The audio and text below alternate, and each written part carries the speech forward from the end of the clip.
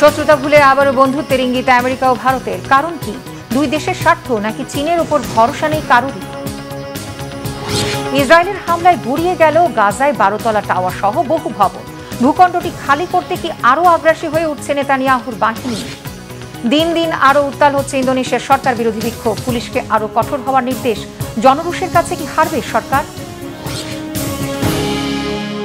আসসালামু আলাইকুম, দেখছিলেন বাংলাভিশন ওয়ার্ল্ড নিউজ হেডলাইন। এবারে বিস্তারিত। আমেরিকা ও ভারত শত্রুতা ভুলে আবারও বন্ধুত্বের পথে এগিয়ে যাওয়ার ইঙ্গিত দিয়েছে। গেল কয়েক ঘন্টায় মার্কিন প্রেসিডেন্ট ডোনাল্ড ট্রাম্প ও প্রধানমন্ত্রী নরেন্দ্র মোদী দুই নেতাই দুই দেশের সম্পর্ককে গুরুত্বপূর্ণ ও ইতিবাচক হিসেবে উল্লেখ করেছে। এমন এক সময়ে তারা এসব মন্তব্য করলেন যখন ভারতের উপর অতিরিক্ত 50% শুল্ক আরোপকে ঘিরে দুই দেশের সম্পর্কে ব্যাপক টানাপোড়েন চলছে।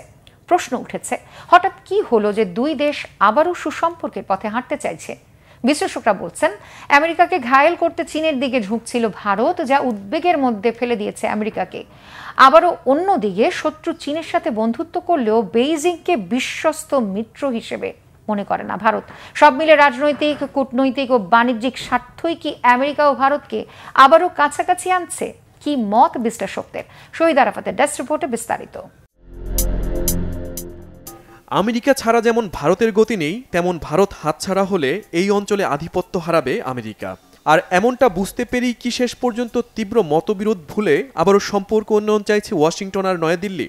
এমন প্রশ্ন উঠেছে শুক্রবার মার্কিন প্রেসিডেন্ট ডোনাল্ড ট্রাম্প ও ভারতের প্রধানমন্ত্রী নরেন্দ্র মোদী দুই নেতাই দুই দেশের সম্পর্ককে খুবই ইতিবাচক ও গুরুত্বপূর্ণ বলে উল্লেখ করার পরই হঠাৎ এমন কি হলো যে তীব্র কথার যুদ্ধ বন্ধ করে একে অপরকে ঘায়েল করা ছেড়ে দিয়ে আবারও সুসম্পর্ক চাইছে? বিশ্লেষকরা বলছেন এর পেছনে আছে দুই দেশের রাজনৈতিক, কূটনৈতিক ও বাণিজ্যিক স্বার্থ। শুক্রবার ওভাল অফিসে সাংবাদিকদের এক প্রশ্নের উত্তরে মার্কিন প্রেসিডেন্ট ডোনাল্ড ট্রাম্প বলেন, শুল্ক ইস্যুর পরও মোদির সাথে তার ভালো সম্পর্ক আছে, ভবিষ্যতেও থাকবে। ভারত ও যুক্তরাষ্ট্রের মধ্যে বিশেষ সম্পর্ক রয়েছে। রাশিয়ার সাথে তেল কেনার বিষয়টিতে হতাশা প্রকাশ করলেও বন্ধু হিসেবে ভবিষ্যতে মোদির পাশে থাকার বিষয়টি পরিষ্কার করেন মার্কিন প্রেসিডেন্ট। আমি সবসময় মোদির বন্ধু থাকব। সে খুবই বড় প্রধানমন্ত্রী, সে মহৎ, আমি তার বন্ধু থাকব। সে এই মুহূর্তে যা করছে তা আমার ভালো লাগছে না, কিন্তু ভারত ও যুক্তরাষ্ট্রের মধ্যে বিশেষ সম্পর্ক আছে, এটা নিয়ে দুশ্চিন্তার কিছু নেই। যদিও এর কয়েক ঘন্টা আগে সামাজিক যোগাযোগ মাধ্যমে ভারত ও রাশিয়া নিয়ে সমালোচনা করেছিলেন প্রেসিডেন্ট ট্রাম্প। তিনি লেখেন, ভারত ও রাশিয়া অন্ধকার গভীর চীনের ভেতরে হারিয়ে গেছে। এরপর হঠাৎ করেই সুর পুরোপুরি পাল্টে ফেলেন তিনি। কিন্তু কেন এক এক সময়ে এক এক কথা বলছেন প্রেসিডেন্ট ট্রাম্প? বিশ্লেষকরা বলছেন, ভারতকে হারালে এশীয় অঞ্চলে নিজেদের নিয়ন্ত্রণ হারাতে পারে আমেরিকা, আর সেই আতঙ্কে আবারও দিল্লিকে কাছে টানতে চাইছে ওয়াশিংটন। ডোনাল্ড ট্রাম্পের বন্ধুত্বে ফিরে যাওয়ার বার্তাকে স্বাগত জানিয়েছেন ভারতের প্রধানমন্ত্রী নরেন্দ্র মোদী। জবাবে শনিবার এক্সে লেখা এক বার্তায় মোদী দুই দেশের সম্পর্ককে ইতিবাচক ও গুরুত্বপূর্ণ বলে উল্লেখ করেন। এমন এক সময়ে ভারত ও আমেরিকার দুই নেতা এসব মন্তব্য করলেন যখন রাশিয়া থেকে তেল কেনার জেরে ভারতের ওপর অতিরিক্ত 50% শুল্ক আরোপকে ঘিরে দুই দেশের সম্পর্কে ব্যাপক টানাপোড়েন চলছে। পরিস্থিতি এতটাই নাজুক হয় যে আমেরিকাকে ঘায়েল করতে শত্রু চীনের সাথে বন্ধুত্বের পথে এগোয় ভারত। এরই মধ্যে গেল সপ্তাহে সাংহাই কোঅপারেশন অর্গানাইজেশনের বৈঠকে যোগ দিতে 7 বছর পর প্রথম চীনে যান নরেন্দ্র মোদী, যা দুই এশীয় শক্তির মধ্যে শত্রুতা ভুলে সুসম্পর্কে ফেরার ইঙ্গিত দেয়। আর এই ঘটনা উদ্বেগের মধ্যে ফেলে দেয় আমেরিকাকে, কারণ ভারত হাতছাড়া হলে এই অঞ্চলে চীন রাশিয়ার কারণে আধিপত্য হারাবে যুক্তরাষ্ট্র। আর এই রাজনৈতিক, কূটনৈতিক আর বাণিজ্যিক স্বার্থের কারণেই আবারও মোদী প্রশাসনের সাথে সুসম্পর্ক চাইছে ট্রাম্প প্রশাসন, এমন মত বিশ্লেষকদের। অন্যদিকে আমেরিকাকে হারালে তা ভারতের জন্যই বিপজ্জনক হবে, কারণ ভারতের জন্য দুই প্রতিবেশী পাকিস্তান ও চীন কেউই বিশ্বস্ত নয়। ফলে যে কোনো ধরনের সংকটে ভারতকে উদ্ধার করতে আসবে না কেউ, এমনকি রাশিয়াও, কারণ রাশিয়ার সাথে চীনের সম্পর্ক ভারতের চেয়ে বেশি শক্তিশালী। এছাড়া রয়েছে অর্থনৈতিক কারণও। ওয়াশিংটনে বছরে প্রায় $90 বিলিয়ন পণ্য রপ্তানি করে দিল্লি। অপরদিকে ভারতের পণ্য কিনতে চায় না চীন ও রাশিয়া, বরং ভারতীয় বাজারে নিজেদের পণ্য বিক্রিতে তারা বেশি আগ্রহী। তাই সব মিলে যে কোনো সংকটে আমেরিকার সমর্থন ছাড়া বেশ বেকায়দায় পড়বে ভারত। আর সে কারণে আমেরিকাকে কোনোভাবেই নাখোশ করতে চায় না দিল্লি। হয়তো এমন দিক বিবেচনা করে গেল সপ্তাহে চীনের এসসিও সম্মেলনে অংশ নিলেও বিশাল সামরিক কুচকাওয়াজে অংশ না নিয়ে দেশে ফেরেন নরেন্দ্র মোদী। ওই কুচকাওয়াজে চীনের প্রেসিডেন্ট শি জিনপিং এর সাথে ছিলেন রাশিয়ার প্রেসিডেন্ট ভ্লাদিমির পুতিন, উত্তর কোরিয়ার প্রেসিডেন্ট কিম জং উন সহ বিশ্বের 26টি দেশের শীর্ষ নেতারা।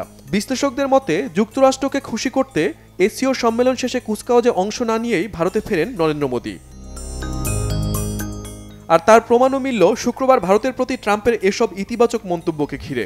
এখন প্রশ্ন উঠেছে, আমেরিকার সাথে আবারও ভারতের বন্ধুত্ব হলে চীন ও রাশিয়া কিভাবে নেবে বিষয়টিকে? দুই নৌকায় পা দিয়ে সামলাতে পারবে তো ভারতের মোদী সরকার? Shahid Arafat, Bangla vision, news desk. ফিলিস্তিনের গাজা ভূখণ্ডের বৃহত্তম নগরী গাজা সিটি দখলের জন্য মরিয়া ইসরায়েল। ৫ সেপ্টেম্বর ভয়াবহ এক বিমান হামলায় মুহূর্তেই ধসে পড়ে ১২ তলা মুস্তাহা টাওয়ার। বিস্ফোরণের আগুনে কাঁপতে থাকে চারপাশের শত শত শরণার্থী তাঁবু। নিরাপদ আশ্রয়ের জন্য ছুটে বেড়ায় আতঙ্কগ্রস্ত মানুষ। ইসরায়েল দাবি করছে এটি সশস্ত্র যোদ্ধাদের ঘাঁটি ছিল, কিন্তু স্থানীয়রা বলছেন সেখানে আশ্রয় নিয়েছিল একটি গৃহহীন পরিবার। ইসরায়েল এরই মধ্যে গাজা সিটির 40% নিয়ন্ত্রণে নেওয়ার দাবি করেছে। আগ্রাসনের তীব্রতা বৃদ্ধির ফলে দক্ষিণাঞ্চলের দিকে ছুটছে হাজারো পরিবার, কিন্তু কোথাও নেই নিরাপত্তা। হাফিজুল ইসলামের টেস্ট রিপোর্টে বিস্তারিত। ফিলিস্তিনের গাজায় চোখের সামনে 12 তলা ভবন ধূলিসাৎ করে দিল ইসরায়েল। ভয়ঙ্কর বোমা হামলায় মুহূর্তেই ভেঙে পড়ল কংক্রিটের বিশাল এই টাওয়ার। ঘন ধুলায় ঢেকে গেল চারপাশ। দেখতে মনে হচ্ছিল যেন সিনেমার কোনো বিশেষ দৃশ্য কিংবা ভিডিও গেমসের দুর্দান্ত কোনো সেগমেন্ট। কিন্তু অবরুদ্ধ গাজার প্রাচীনতম ও বৃহত্তম নগরী গাজা সিটিতে বাস্তব যুদ্ধের এমন নির্মমতা চালাচ্ছে বেনিয়ামিন নেতানিয়াহুর সামরিক বাহিনী।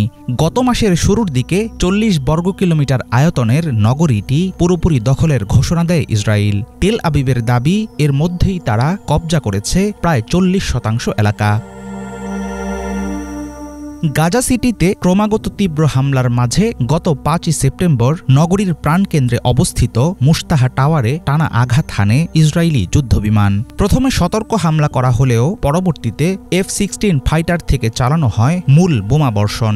12 তলা ভবনটিতে অবস্থানকারীদের সবাই ছিলেন গৃহহীন বেসামরিক ফিলিস্তিনি। টাওয়ার ব্যবস্থাপনার দায়িত্বে থাকা কর্তৃপক্ষের এমন দাবি মানেনি ইসরায়েল। ভবনটিতে স্বাধীনতাকামী যোদ্ধারা অবস্থান করছে, এই অভিযোগ দিয়ে মুস্তাহা টাওয়ার উড়িয়ে দেয় ইসরায়েলি সামরিক বাহিনী। তখন বিস্ফোরণের ধাক্কায় ভেঙে পড়ে আশেপাশের শত শত তাঁবু।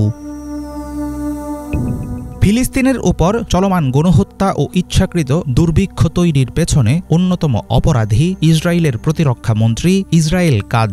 সম্প্রতি তিনি সামাজিক যোগাযোগ মাধ্যম এক্সে হুঁশিয়ারি দিয়ে বলেন, গাজায় নরকের দরজা খুলে গেছে। স্বাধীনতাকামী যোদ্ধাদের আত্মসমর্পণ ও বন্দীদের মুক্তি না দেওয়া পর্যন্ত ইসরায়েলি সামরিক বাহিনীর যুদ্ধ থামবে না। মুস্তাহা টাওয়ার ধ্বংসের দিনে গাজা সিটির সবচেয়ে বড় 16 তলা আবাসিক টাওয়ার এবং আরও কয়েকটি ভবন খালি করার নির্দেশ দেয় ইসরায়েল। এর জেরে নগরী জুড়ে দেখা গেছে মৃত্যু ভয়ে পালিয়ে বেড়ানো মানুষের ভিড়। গাজা সিটির উঁচু ভবনগুলো ধ্বংসের কৌশল শুধুমাত্র সামরিক নয়, এর মাধ্যমে স্থানীয় জনগণের মাঝে মানসিক চাপ তৈরি করছে ইসরায়েল, এমনটাই মনে করেন বিশ্লেষকেরা। শহরের হাইরাইজ টাওয়ার বা উঁচু বিল্ডিংগুলো মাটিতে মিশিয়ে দিলে একরকম দিশেহারা হয়ে পড়বে মানুষ। তাদের মনে জন্ম নেবে তীব্র আতঙ্ক।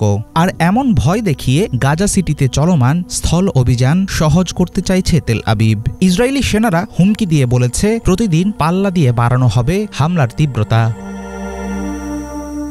প্রাণঘাতী আগ্রাসনের মুখে পড়ে জীবন বাঁচাতে দক্ষিণের অঞ্চলগুলোতে পালিয়ে যাচ্ছে হাজার হাজার ফিলিস্তিনি। নিরুপায় হয়ে তারা ঠাঁই নিচ্ছে খান ইউনিস, দেইর আল বালাহ, আল মাওয়াসি ও আদ জাওয়ায়দার উদ্বাস্তু তাঁবুগুলোতে।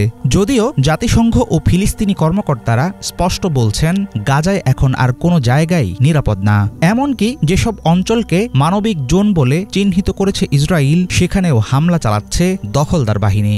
এমন পরিস্থিতিতে পোড়া ধ্বংসস্তূপ ও রক্তে ভেজা মাটি ছুঁড়ে দিচ্ছে নীরব প্রশ্ন, কোথায় গেলে যুদ্ধক্লান্ত গাজাবাসী পাবে একটুখানি নিরাপদ আশ্রয়? হাফিজুল ইসলাম, বাংলা ভিশন। ইন্দোনেশিয়ায় 1 সপ্তাহ ধরে চলছে সরকার বিরোধী বিক্ষোভ। অর্থনৈতিক, শিক্ষাগত, স্বাস্থ্য ও অসম জনসেবার কারণে চরম ক্ষোভে ফুঁসছে দেশটির নাগরিকরা। এই পর্যন্ত নিহত 10। নাগরিকদের সুযোগ সুবিধায় ইন্দোনেশিয়া সরকার যথেষ্ট সচেতন নয় বলে অভিযোগ বিক্ষোভকারীদের। স্বচ্ছ আমলাতন্ত্র, ন্যায্য সুযোগ এবং বৈষম্যহীন দেশ চায় বলেও জানিয়েছেন তারা। বিক্ষোভকারীদের নিয়ন্ত্রণে আনতে এরই মধ্যে সরকারি কর্মকর্তাদের আবাসন ভাতা বাতিল করা হয়েছে, বেতন বৃদ্ধির সিদ্ধান্ত প্রত্যাহার করা হয়েছে এবং তাদের বিদেশ ভ্রমণে নিষেধাজ্ঞা দেওয়া হচ্ছে। তবে এতে বিক্ষোভ থামবে বলে মনে করছেন না কেউই। বিশ্লেষকরা বলছেন, দেশটির অর্থনৈতিক অবস্থাই এই গণবিক্ষোভের মূল কারণ। এর আগে আগস্টের শেষ দিকে রাজধানী জাকার্তায় বিক্ষোভ চলাকালে পুলিশের গাড়ি চাপায় প্রাণ হারান ডেলিভারি কর্মী আফফান কুর্নিওয়ান। এরপর রাজধানী জাকার্তা ছাড়াও সুমাত্রা, সুলাওয়েসি, কালিমান্তান ও বালির রাস্তায় মানুষ বিক্ষোভে নামে। তাদের আটকাতে পুলিশ টিয়ার গ্যাস, জলকামান ব্যবহার করে। বিক্ষোভকারীরা সরকারি ভবন ও কর্মকর্তাদের বাড়িতে হামলা ও লুটপাট চালায়। পরিস্থিতি নিয়ন্ত্রণে ইন্দোনেশিয়ার সরকার নিরাপত্তা বাহিনীকে কঠোর হওয়ার নির্দেশ দিলে বিক্ষোভ ছড়িয়ে পড়ে। ইউক্রেনে বিদেশি সেনা পাঠানো হলে তারা হবে রুশ বাহিনীর বৈধ নিশানা। পশ্চিমাদের উদ্দেশ্যে সরাসরি এই কড়া হুঁশিয়ারি দিলেন রাশিয়ার প্রেসিডেন্ট ভ্লাদিমির পুতিন। ৫ সেপ্টেম্বর এক আন্তর্জাতিক সম্মেলনে তিনি বলেন, চলমান যুদ্ধে এমন বাহিনী মোতায়েন শান্তি প্রক্রিয়াকে আরও জটিল করে তুলবে। এর আগে প্যারিসে অনুষ্ঠিত বৈঠকে ২৬টি দেশ ইউক্রেনে শান্তিরক্ষী বাহিনী পাঠানোর প্রতিশ্রুতি দেয়। পুতিনের এই বার্তা পশ্চিমাদের নতুন করে চাপের মুখে ফেলেছে। হাফিজুল ইসলামের আরেকটি ডেস্ক রিপোর্ট। ইউক্রেনে বিদেশি সেনা পাঠানো হলে তারা রুশ বাহিনীর বৈধ লক্ষ্যবস্তুতে পরিণত হবে। পশ্চিমাদের উদ্দেশ্যে আবারও কড়া হুঁশিয়ারি দিলেন রাশিয়ার প্রেসিডেন্ট ভ্লাদিমির পুতিন। গত ৫ই সেপ্টেম্বর ভ্লাদিভোস্তকে এক আন্তর্জাতিক অর্থনৈতিক সম্মেলনে দেওয়া বক্তব্যে তিনি সাফ জানিয়ে দিলেন, চলমান যুদ্ধের সময় এমন বাহিনী মোতায়েন সম্ভাব্য শান্তি প্রক্রিয়াকে আরও জটিল করে তুলবে। সম্প্রতি প্যারিসে আয়োজিত বৈঠকে যুদ্ধবিরতি হলে ২৬টি দেশ ইউক্রেনে সেনা পাঠানোর প্রতিশ্রুতি দিয়েছে। এর জবাবেই আসলো পুতিনের সতর্কবার্তা। গোটা পরিস্থিতি নিয়ে রুশ প্রেসিডেন্টের অনড় অবস্থান না পাল্টালে কখনো কি থামবে ইউক্রেন রাশিয়ার চলমান যুদ্ধ? যুদ্ধ শেষ হলে পরবর্তী সময়ে ইউক্রেনকে নিরাপত্তা দেওয়ার প্রতিশ্রুতি দিয়েছে ২৬টি দেশ। ফ্রান্স ও ব্রিটেনের নেতৃত্বে গঠিত এই উদ্যোগকে বলা হচ্ছে কোয়ালিশন অব দ্য উইলিং। তবে আন্তর্জাতিক বাহিনীতে যুক্তরাষ্ট্রের অবস্থান এখনও অনিশ্চিত। প্রেসিডেন্ট ডোনাল্ড ট্রাম্প জানিয়েছেন তিনি ইউক্রেনে মার্কিন সেনা পাঠাবেন না, কিন্তু প্রয়োজনে অন্য ধরনের সহায়তা দেবে আমেরিকা। এর বিপরীতে পুতিন বলেছেন শান্তি চুক্তি কার্যকর হলে বিদেশি সেনার কোনো প্রয়োজন নেই। তিনি আবারও অভিযোগ তুলেছেন পশ্চিমাদের সঙ্গে ইউক্রেনের সামরিক ঘনিষ্ঠতাই চলমান যুদ্ধের মূল কারণ। ২০২২ সালে ইস্তাম্বুল আলোচনার সময় ইউক্রেনকে ন্যাটো থেকে সরে গিয়ে নিরপেক্ষ রাষ্ট্রে পরিণত হওয়ার শর্ত দিয়েছিল রাশিয়া। সেই শর্ত মানলে শান্তি আসত বলে দাবি করেন পুতিন। ক্রেমলিনের মুখপাত্র দিমিত্রি পেসকভ ইউক্রেনে সেনা পাঠানোর সমালোচনায় মন্তব্য করেন যে প্রস্তাবে ২৬টি দেশ একমত হয়েছে, মস্কোর কাছে তা গ্রহণযোগ্য না।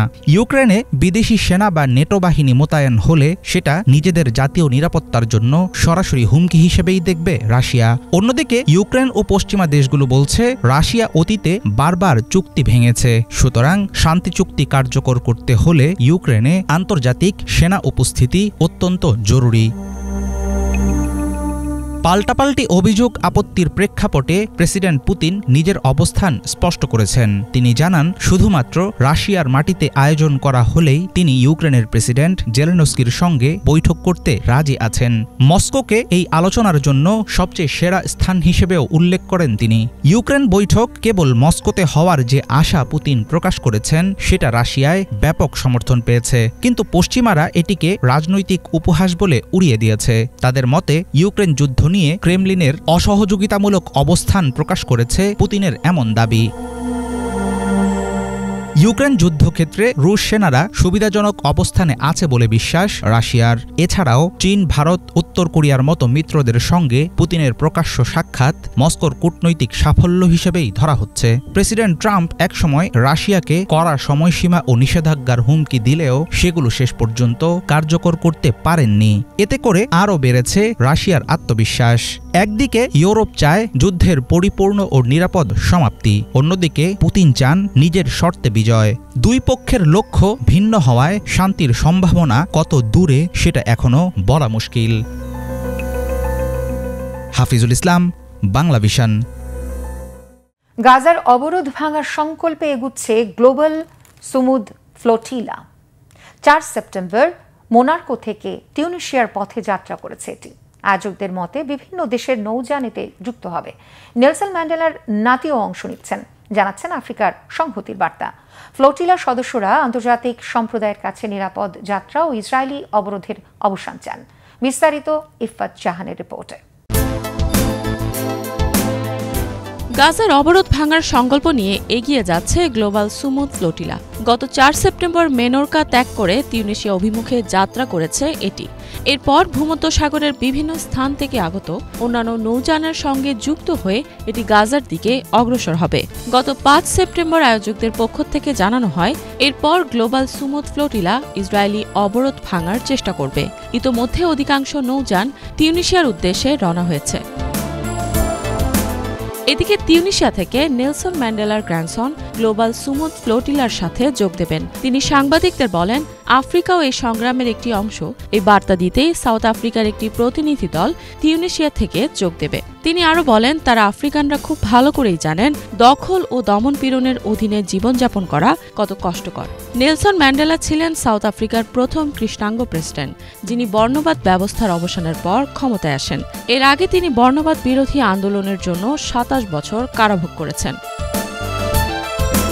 এদিকে গ্লোবাল সুমুদ ফ্লোটিলার সদস্যদের আত্মবিশ্বাস অত্যন্ত উঁচু বলে জানিয়েছেন আয়োজকেরা। তারা তিউনিসিয়ায় পৌঁছানোর পর উত্তর আফ্রিকার অংশের মিশনের সঙ্গে যুক্ত হওয়ার জন্য মুখিয়ে রয়েছেন। এছাড়া অতিরিক্ত আরও অনেক নৌযানও গ্লোবাল সুমুদ ফ্লোটিলার সঙ্গে যোগ দেওয়ার প্রস্তুতিতে রয়েছে। 5 সেপ্টেম্বর এক বিবৃতিতে জানানো হয়, ঝড়ের কারণে বার্সেলোনা থেকে আসা নৌযানগুলোর মেরামতের প্রয়োজন হয়েছিল। বর্তমানে 4টির ভেতর 2টি শিগগিরই গ্লোবাল সুমুদ ফ্লোটিলার সাথে যোগ দিতে যাচ্ছে। বিবৃতিতে আরও বলা হয়, তিউনিসিয়া ও সিসিলি থেকে যাত্রার সময়সূচি কিছুটা পরিবর্তন করা হয়েছে। উভয় স্থান থেকেই নৌযানগুলো 7 সেপ্টেম্বর যাত্রা করবে এবং বার্সেলোনার মূল বহরের সঙ্গে যুক্ত হবে। এদিকে আন্তর্জাতিক সম্প্রদায়, জাতিসংঘ এবং বিশ্বের সরকার প্রধানদের এসব বহরের নিরাপদ পথ চলা, অবৈধ আটক ও ভয়ভীতি প্রদর্শন থেকে সব অংশগ্রহণকারীদের রক্ষা করার অনুরোধ জানিয়েছেন ফ্লোটিলা সদস্যরা। পাশাপাশি তারা আহ্বান জানান, সকলে যেন ইসরায়েলের অবৈধ অবরোধ ও ফিলিস্তিনিদের বিরুদ্ধে চলমান গণহত্যার অবসানের দাবি জানায়। ইফাত জাহান, বাংলাভিশন। নর্থ কোরিয়ায় এক গোপন অভিযানে ব্যর্থ হয়ে বেশ কয়েকজন উত্তর কোরিয়ার নাগরিককে মার্কিন নেভি সিল সদস্যরা হত্যা করেছেন বলে অভিযোগ উঠেছে। গোপন ওই মিশনটির খবর প্রকাশ্যে চলে আসার ভয়ে সেনারা ওই বেসামরিকদের গুলি করে পানির নিচে ডুবিয়ে দেন। সম্প্রতি যুক্তরাষ্ট্রের একটি প্রভাবশালী সংবাদ মাধ্যমের প্রতিবেদনে এসব চাঞ্চল্যকর তথ্য উঠে এসেছে। বিস্তারিত ডেস্ক রিপোর্টে। 2019 সালে নর্থ কোরিয়ায় একটি শ্রবণ যন্ত্র স্থাপনের উদ্দেশ্যে গোপন অভিযানে অংশ নিয়েছিলেন মার্কিন নেভি সিল সদস্যরা। তবে মিশন চলাকালে নর্থ কোরিয়ার কিছু সাধারণ মানুষ ওই কমান্ডোদের দেখে ফেলেন। এতে ঘটনাস্থলে বেসামরিক নাগরিকদের উপস্থিতি ও সম্ভাব্য তথ্য ফাঁসের আশঙ্কায় মিশনে অংশ নেওয়া মার্কিন সদস্যরা ওই বেসামরিক নাগরিকদের গুলি করে হত্যা করেন। সম্প্রতি মার্কিন এক প্রভাবশালী সংবাদ মাধ্যমের একটি প্রতিবেদনের মাধ্যমে এসব তথ্য সামনে এসেছে। প্রভাবশালী ওই সংবাদ মাধ্যমে এই খবর প্রকাশিত হওয়ার পর ব্যাপক তোলপাড় শুরু হয়েছে। গত 5 সেপ্টেম্বর নিউ ইয়র্ক টাইমসের একটি প্রতিবেদনে দাবি করা হয়, 2019 সালের শুরুর দিকে যখন ওয়াশিংটন ও পিয়ংইয়ং এর মধ্যে কূটনৈতিক আলোচনা চলছিল, তখন সিল টিম 6 একটি গোপন মিশন পরিচালনা করে। প্রতিবেদনে উল্লেখ করা হয়, সে সময় মার্কিন প্রেসিডেন্ট ডোনাল্ড ট্রাম্প এই অভিযান চালানোর অনুমতি দিয়েছিলেন। 2011 সালে সাবেক আল কায়েদা প্রধান ওসামা বিন লাদেনকে হত্যা করার জন্য পরিচিত একটি এলিট স্পেশাল ফোর্স ইউনিটকে নর্থ কোরিয়ায় প্রবেশের দায়িত্ব দেওয়া হয়। এই মিশনের উদ্দেশ্য ছিল নর্থ কোরিয়ার শীর্ষ নেতাদের ওপর গোয়েন্দা নজরদারি চালাতে একটি নির্দিষ্ট স্থানে শ্রবণ যন্ত্র স্থাপন করা। পুরো অভিযানটি পরিচালিত হচ্ছিল অত্যন্ত গোপনে।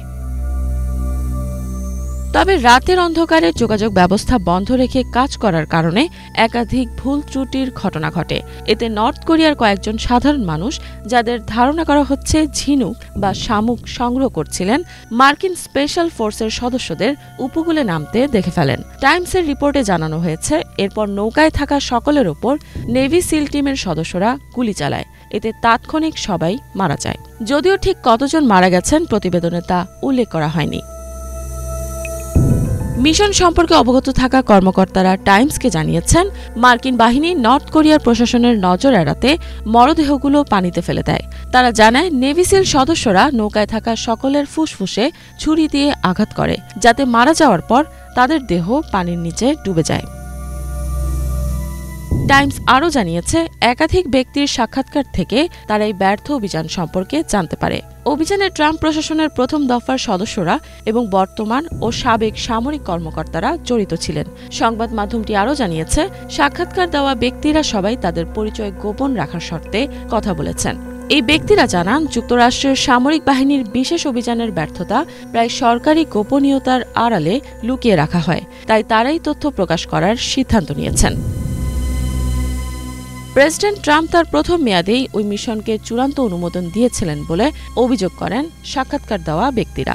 এই বিষয়ে ট্রাম্পের কাছে সাংবাদিকরা জানতে চাইলে ট্রাম্প ওই অভিযানের ব্যাপারে তার কোনো ধারণা নেই বলে সাফ জানিয়ে দেন। তিনি বলেছেন তিনি এই বিষয়ে খোঁজ নিতে পারেন, তবে এই ব্যাপারে কিছুই জানেন না। ট্রাম্প আরও বলেছেন তিনি এই ঘটনাটি প্রথমবারের মতো শুনছেন। অন্যদিকে মার্কিন কর্মকর্তারা বলছেন 2019 সালে আসলে কি ঘটেছিল তা অস্পষ্ট। এমনকি পিয়ংইয়ং তা বুঝতে পেরেছিল কিনা তাও স্পষ্ট নয়। ওই সময় নর্থ কোরিয়া বেসামরিক লোকদের মৃত্যুর বিষয়ে কোনো প্রকাশ্য বিবৃতি দেয়নি। এখনও পর্যন্ত টাইমসের প্রতিবেদনের বিষয়ে কোনো মন্তব্য করেনি তারা। ইফাত জাহান, বাংলাভিশন। এই ছিল আজকের মতো। ধন্যবাদ এতক্ষণ সাথে থাকার জন্য।